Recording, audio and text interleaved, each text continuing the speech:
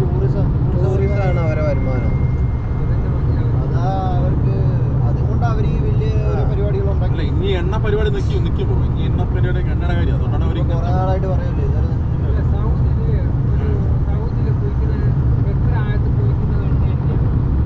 അങ്ങനല്ല ബ്രോ, ഞാൻ പറഞ്ഞത് അതല്ല. എണ്ണയുടെ ഇതാണ് കൺസ്യൂം ഉണ്ടല്ലോ മാറിയിട്ട് സമ്മതിക്കത്തില്ല. ഇവരുടെ ഈ പാലിലാണെങ്കിൽ കിൻഡലാണെങ്കിൽ എണ്ണ അടിഞ്ഞു കിടക്കും. ഇപ്പോഴേ 2050 വരെയുള്ള എണ്ണ എടുത്തിട്ടുണ്ട്, കയ്യിലുണ്ട്. അപ്പൊ ആ എണ്ണ വിറ്റില്ല, മേടിക്കാൻ ആളില്ലെങ്കിൽ എണ്ണയ്ക്ക് വിലയില്ലാതെ ഇപ്പോൾ അത് സമ്മതിക്കത്തില്ല. എണ്ണ എടുക്കുന്ന കൂടുന്നുണ്ട്, കുറയുന്നില്ല. അതൊരു തീരും. ഇത് മൊത്തമായിട്ട് തീരുമെന്നല്ല, ഈ ഇലക്ട്രിക് കാർസ് ഒക്കെ ടെസ്റ്റ് വന്നില്ലേ. പക്ഷെ അങ്ങനെ കമ്പനിയൊക്കെ ഇപ്പൊ ഈ പെട്രോൾ കാർ ഇറക്കുന്ന പോലെ ഇലക്ട്രിക് കാർ ഇറക്കാൻ പറ്റാനായിട്ടാണ് അവന്മാർ ഇറക്കാത്തത്. ഒരു ഹൈബ്രിഡ് വണ്ടി ഓർഡർ ചെയ്ത 2 കൊല്ലം അങ്ങനെ മനഃപൂർവ്വം ഇതാക്കുന്നത് ഈ പെട്രോൾ വണ്ടി വിറ്റ് പോകാനും കൂടുതൽ എണ്ണ മേടിക്കാൻ. ഒരു കമ്പനിയല്ലേ ഉള്ളൂ. ടെസ്ല ഇപ്പൊ തന്നെ ഓർഡർ ചെയ്താലോ പെട്ടെന്ന് അങ്ങോട്ട് എവിടെ ഇവിടെ യുവജനങ്ങൾ ഇവിടെ എല്ലാം ഉള്ളൂ. അത് അന്യായ കാശുവാണ്. സാധാരണക്കാരുടെ എടുക്കാൻ പറ്റുന്ന വണ്ടിയാണ്, ഒരു കൊറോണ പോലെ എടുക്കാൻ പറ്റുന്ന വണ്ടിയാണ്. ദുബായൊക്കെ കളി വെച്ചാല്, സൗദിയൊക്കെ കളി വെച്ചാല് അയൽ രാജ്യങ്ങളെ ഒമാന് അതൊക്കെ ഇല്ലേ ചെറിയ അവരൊക്കെ സപ്പോർട്ട് ഉണ്ട്. ഒമാനൊക്കെ കുഞ്ഞു രാജ്യല്ലേ?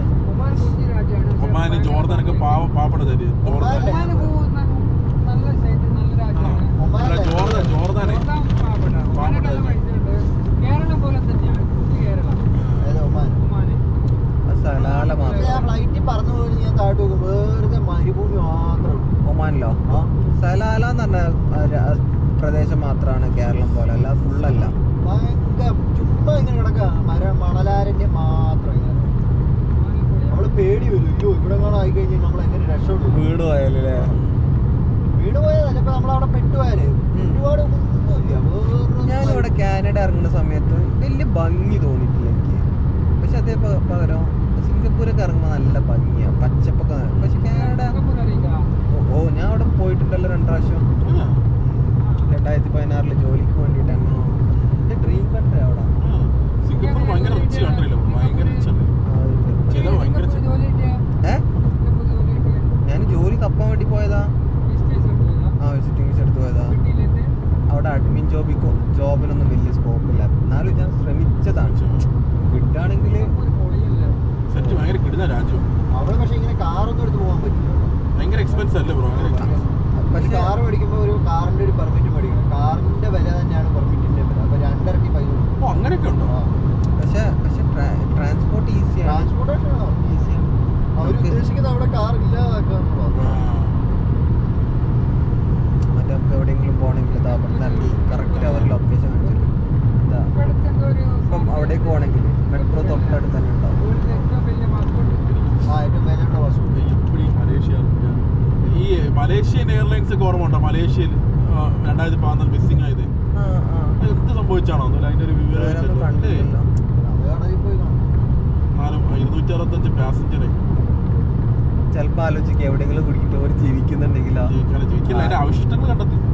അതിന്റെ 2017 മറ്റേ അതിന്റെ വിങ്സ് ഒക്കെ അതുണ്ടല്ലോ, എന്താ സംഭവം, ആ സംഭവം കണ്ടെത്തി. അത് ഒരു ആഫ്രിക്കൻ കൺട്രിയിലാണ് അവര് തുണി കഴുകാൻ വേണ്ടി ഉപയോഗിച്ചോണ്ടത്. 2017 ആഫ്രിക്കയിലേക്ക് എന്നിട്ട് തുണി കഴുകാൻ നോക്കാം അവർ ഉപയോഗിച്ചോണ്ടത്. എത്ര ഒരു 3-4 വർഷം അവർ തുണി കഴുകാൻ വേണ്ടി ഉപയോഗിച്ചോണ്ട്, തുണി കഴുകാൻ വേണ്ടി ആ ഒരു ഇതിലിട്ട് ഉപയോഗിച്ചോണ്ട്.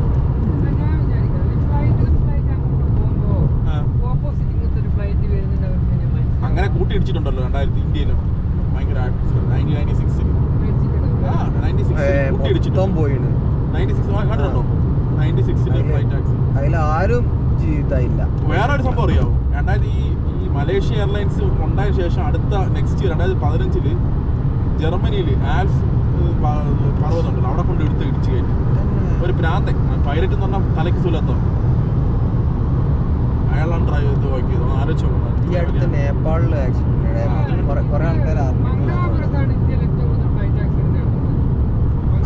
അതിനെ പറഞ്ഞ ടേബിൾ ലാൻഡിംഗ് എന്ന് പറയുള്ളൂ. ടേബിൾ ലാൻഡ് ഭയങ്കര ഡേഞ്ചർ. ടേബിൾ ടോപ്പ് അല്ലേ? കാലിക്കറ്റൊക്കെ തന്നെ ആണോ? മംഗലാപുരം ഫ്ലൈറ്റ് ഇറങ്ങുമ്പോ ടേബിൾ ടോപ്പ് അല്ലേ ബ്രോ അല്ലേ? അതൊക്കെ ഒരു പ്രശ്നമുണ്ട് അവിടെ. അത് ജവഹർ കാലിക്കറ്റും അങ്ങനെ തന്നെ അല്ലേ? കാലിക്കറ്റ് ഏകദേശം തന്നെയാണ്. എന്താ പറഞ്ഞാല് ടേബിൾ ടോപ്പ് കറക്റ്റ്, അതായത് ഇവര് ഇത് ഹൈറ്റിൽ ഇങ്ങനെ ഉണ്ടാക്കിയതാണ്. അത് ലാൻഡിങ്ങിന് വേണ്ടിയിട്ട് ഇങ്ങനെ കുറച്ച് ഹൈറ്റിലായിട്ട് ഇങ്ങനെ ഉണ്ടാക്കിയതാണ്. അതായത് ഒരു ടേബിൾ പോലെ. അപ്പോൾ ഈ പൈലറ്റ് ഇറക്കുന്ന സമയത്ത് ആ കറക്റ്റ് ലാൻഡിങ് കിട്ടില്ല, നേരെ പോയി കഴിഞ്ഞാൽ പോവുക. മനസ്സിലായില്ലേ? അതാണ് അന്ന് ആക്സിഡന്റ് ഉണ്ടായത്. അതായത് ഇപ്പോൾ നമ്മളിപ്പോൾ ഇറങ്ങുകയാണ്, ഈ ലൈനിൽ തന്നെ ഇറക്കണം അല്ലെങ്കിൽ അതിന് മുമ്പ് ഇറക്കണം എന്നുള്ളത് ഉണ്ടെങ്കിൽ, ഫോർ എക്സാമ്പിൾ അതിൻ്റെ മുന്നിൽ ഇറക്കി കഴിഞ്ഞാൽ ഈ ബ്രേക്ക് ചവിട്ടി നിർത്തണ്ടേ, നിർത്താൻ ഒരു ടൈം വേണ്ടേ? അല്ലെങ്കിൽ രണ്ട്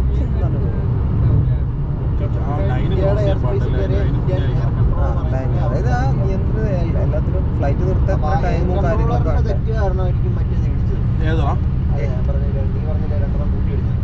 അത് 96 ഏത് രാജ്യത്തുള്ള ഫ്ലൈറ്റിൽ പോയിപ്പോ കാനഡ നമ്മൾ ഇന്ത്യയിലേക്ക് പോവാണെങ്കിൽ ഓസ്ട്രേലിയയിൽ നിന്ന് ഇന്ത്യയിലേക്ക് പോകുന്ന ഫ്ലൈറ്റ് ഉണ്ടെങ്കിൽ കൂട്ടിയിട്ടാണ്ട് ഇത്ര കിലോമീറ്റർ വരെ ഓസ്ട്രേലിയൻ റഡാർ സിഗ്നലാണ്. അത് കഴിഞ്ഞിട്ട് വേറെ അങ്ങോട്ട് വരുമ്പോൾ വേറൊരു രാജ്യത്തിന്റെ റഡാർ സിഗ്നൽ ഉണ്ട്. അത് കഴിഞ്ഞ് ഇന്ത്യയുടെ അടുത്ത് വരുമ്പോൾ ഇന്ത്യയുടെ റഡാർ സിഗ്നൽ. എപ്പോഴും റഡാർ സിഗ്നൽ കമ്മ്യൂണിക്കേഷനാണ്. കമ്മ്യൂണിക്കേഷൻ ഇല്ലാതെ പോത്തേ 24 അതല്ലെങ്കിൽ എപ്പോഴും ഉണ്ടല്ലോ. അതാണ് ഈ മലേഷ്യ എയർലൈൻസ് പോയ സമയത്ത് അതൊരു ഫ്ലൈറ്റ് പാത്ത് വെക്കുമ്പോൾ ഇടയില് ഒരു എമർജൻസി ലാൻഡിങ്ങിനുള്ള ഒരു എയർപോർട്ടിന്റെയും കൂടെ ഒരു ഇത് നോക്കിയിട്ടാണ് ഒരു ഫ്ലൈറ്റ് പാത്ത് വെക്കുന്നത്. പണ്ട് ഇങ്ങനെ കുറെ അപകടങ്ങൾ, ഓരോ അപകടത്തിലും ഒരു മിസ്റ്റേക്ക് അവർ കണ്ടുപിടിക്കും. ആ മിസ്റ്റേക്ക് പിന്നെ ഒരിക്കലും റിപ്പീറ്റ് ചെയ്യാത്ത രീതിയിൽ അവര് അത് ഇത് ചെയ്യും. ഓരോന്നും സംഭവിക്കുമ്പോ ഇങ്ങനെ ഒരു പ്രൊവിഷൻ വേണം, അത് മാറ്റി.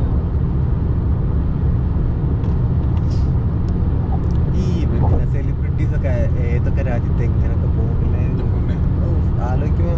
അല്ല ബ്രോ, ഈ വേൾഡ് കപ്പ് ഏറ്റവും കൂടുതൽ ട്രാവൽ അടിക്കുന്ന ഫുട്ബോൾ പ്ലേയേഴ്സ് ആയിരിക്കും. ഞാൻ മെസ്സിയുടെ ഓരോ ഗോൾ അടിച്ച രാജ്യങ്ങൾ നോക്കി കേട്ടാ. അപ്പൊ മെസ്സി അടിച്ചിരിക്കുന്ന ഓരോ രാജ്യത്തും ചൈന ഓരോ രാജ്യത്തിനും കൊടുത്തേക്കാണ്. ഓരോ രാജ്യത്തും വിസിറ്റ് ചെയ്ത കൺട്രി എല്ലാ കൺട്രീസിലും വിസിറ്റ് ചെയ്തിട്ടുണ്ട്. മെസ്സി എല്ലാ മിക്ക രാജ്യത്തും പോയിട്ടുണ്ട്. കളി ഇറക്കാൻ ഇന്ത്യയിൽ വന്നിട്ടുണ്ട് 2011. ഇന്ത്യ വെനിസിലാണ് വെനിസിലെ മാച്ച്. കൊൽക്കത്തയിലെ ചീഡൻ ഗാർഡൻസ്. കേരളത്തിലാണെങ്കിൽ കളിക്കാൻ ഒരു സ്ഥലം ഉണ്ടാവില്ല അല്ലേ? കേരളത്തിൽ ഇപ്പൊ കേരളത്തിൽ ഇപ്പൊ അർജന്റീന വരാനല്ലേ? കേരളത്തില ഇന്ത്യയിൽ വീണ്ടും വരാന്നതാ. കാരണം ഇവിടെ ആരാധന കൂടുതലായിരുന്നു.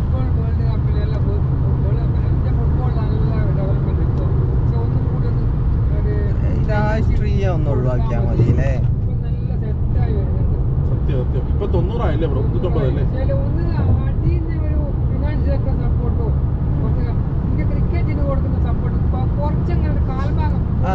എന്താന്ന് അറിയാ കൊടുക്കാത്തത്?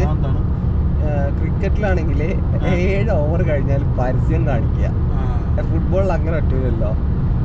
പിന്നെ ഫുട്ബോളില് പിന്നെ ക്രേസ് ഉള്ള ഏതൊക്കെ എത്ര സ്റ്റേറ്റാ ഉള്ളത്? ഒന്ന് കേരളം, ഒന്ന് കൊൽക്കത്ത. അത് കഴിഞ്ഞാൽ പിന്നെ ഏതാ ക്രേസ് ഉള്ളത്? അധികം ക്രേസ് ഇല്ലല്ലോ ഇവിടെ.